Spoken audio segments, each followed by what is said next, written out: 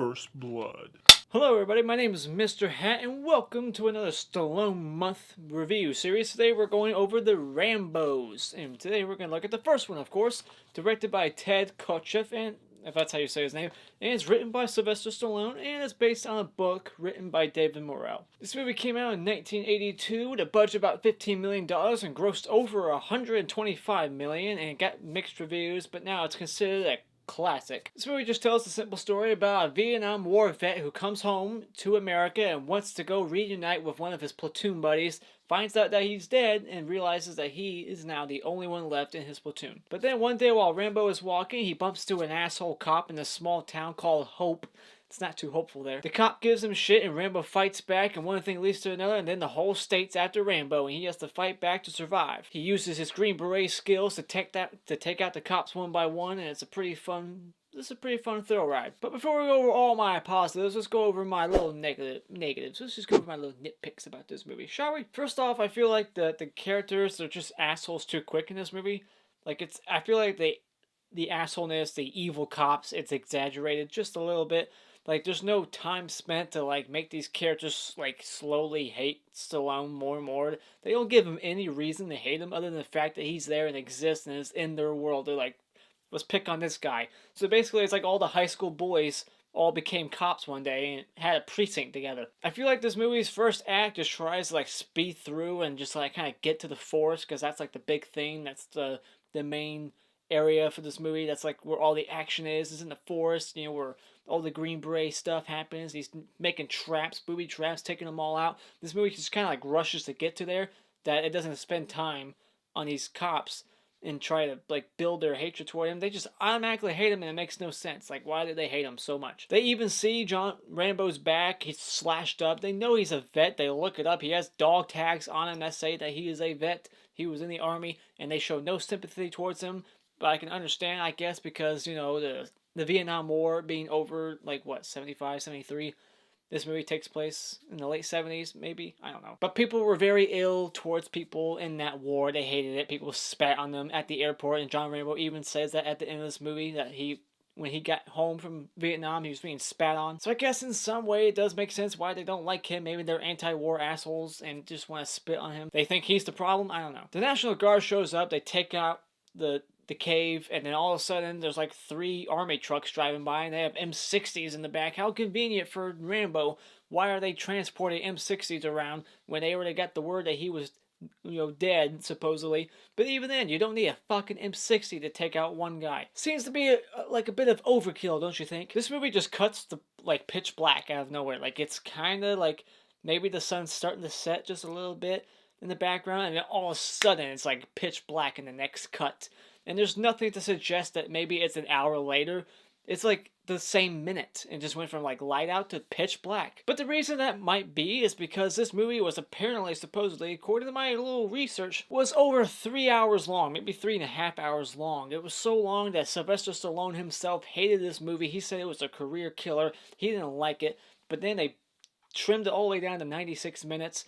And maybe there was something in between there that got cut out from the daylight and nighttime. So maybe there was something in there that got cut out, but now it just looks like it's daytime and then night in the same fucking minute. I would also like to point out that Troutman sounds like Captain Kirk.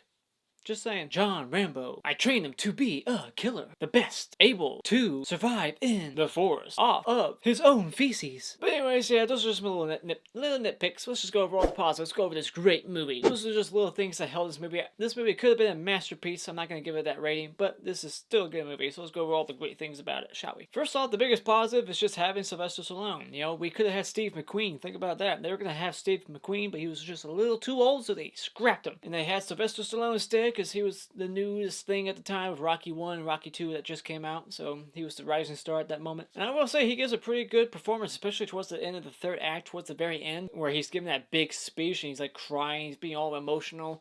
It's probably that's one of the best performances by Sylvester Stallone in any movie he's ever done, because that he's never done anything like that since, really. In fact, that ending was actually going to be a lot more emotional, and the original ending was John Rambo was going to blow his brains out and blow the brains out of the rest of this franchise. It never would have happened if we had that ending. But instead, they scrapped it, reshot it, and they kept him alive. Because franchises, yeah! I like that this movie is a Christmas movie. It doesn't even stand out. It's like not even necessary. It's just in the background. You don't even realize it. Nobody's saying Merry Christmas. There's no songs. But there's Christmas trees and Christmas decorations, so now, just like Die Hard, I can say this is one of my favorite Christmas movies. We meet this asshole cop played by Brian Dennehy, and we establish that it's a small town. He's walking around and saying, "Hey Bill, hey Bob, how's your daughter Susan?" It just immediately establishes how small this town is. It's probably like one of those towns that only has like 2 streets with all the main attractions you need. He picks up Rambo and refuses to just give the guy some fucking McDonald's. He goes, "No, I'm gonna drop you off in the rain, and you can walk 30 miles to go get a burger somewhere else." But Rambo says, "Fuck that," turns around, hits back in town, and I just love his attitude.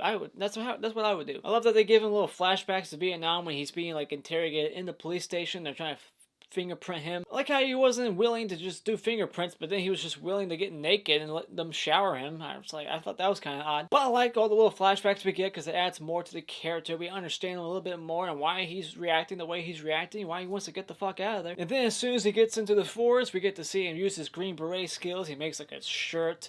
And I like how he's not like invincible.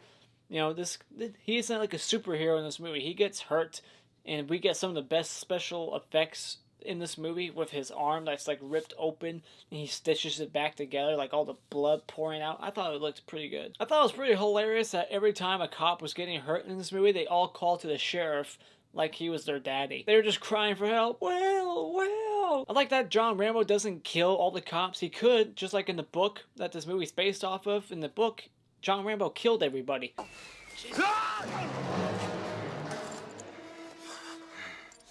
I could have killed them all. I could have killed you. In town, you're the law. Out here, it's me. Don't push it. Don't push it, I'll give you a war you won't believe. But Sylvester Stallone changed that, and I think that actually helps make his character more likable. He's not a bad guy. He doesn't want to be a bad guy, but you're pushing him, and yeah, you might accidentally get yourself killed if you fuck with him. Which happens. One guy falls out of a helicopter, but that was his own doing. He's like the biggest dick. He's just like trying to, you know, get John Rambo back for getting punched in the face. Well, you deserved it, dummy. He's the most over-exaggerated guy in this movie. Just his anger, just thinks he's really that above the law that you can just shoot this guy because he punched you. But yeah, then he falls, hits the ground, and then David Caruso is in this movie, and then he finds his body, and I wanted him to say like some sort of quirky one-liner that he does all the time in CSI, because that's what he's known for in CSI, is saying some quirky one-liner and then putting on glasses after he sees like a dead body. Well, talk about hitting rock bottom.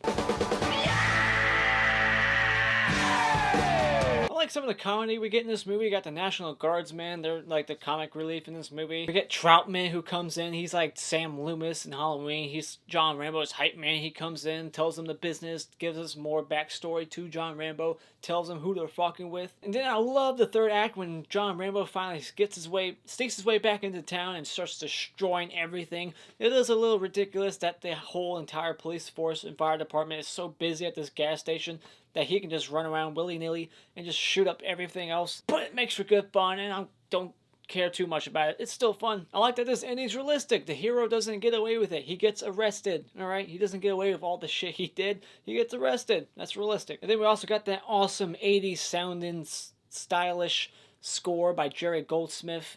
Jerry Goldsmith, just like John Williams, the top 2 composers in the 80s, they were known for doing all kinds of shit. You had Jerry Goldsmith and John Williams. Nowadays you got Brian Tyler and Hans Zimmer, which ironically Brian Tyler does the 4th Rambo. But in case you're unfamiliar with Jerry Goldsmith, he does movies such as The Omen, the Star Trek films, Mulan, The Mummy, Total Recall, Gremlins, my favorite, Logan's Run, Basic Instinct, Planet of the Apes, Poltergeist, and Alien. This movie has some things wrong with it, but I still enjoyed it. It's a very good movie. It is a cult classic action movie that everyone should see. So therefore, when it comes to First Blood, Rambo, I highly recommend that you go out and buy it.